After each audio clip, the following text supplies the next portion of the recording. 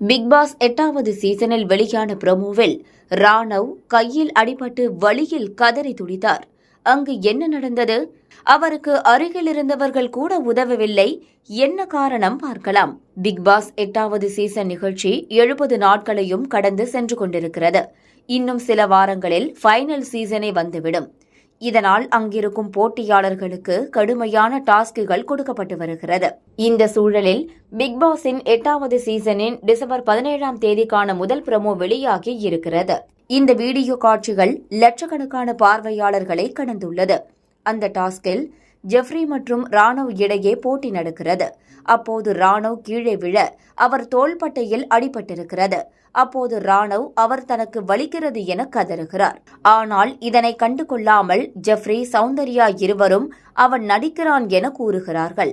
லேசாகத்தான் கீழே விழுந்தார், எப்படி தோள்பட்டையில் அடிபடும் என கேள்வி கேட்கிறார் ஜெஃப்ரி.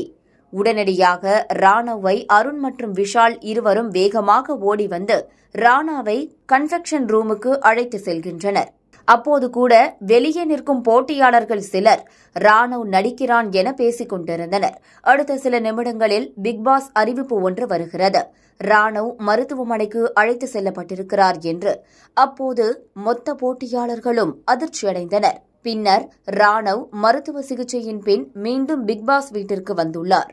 ஆனால் அவர் இன்னும் சில நாட்கள் ஓய்வெடுக்க வேண்டும் என மருத்துவர்கள் தெரிவித்ததாக தகவல் வெளியாகியுள்ளது.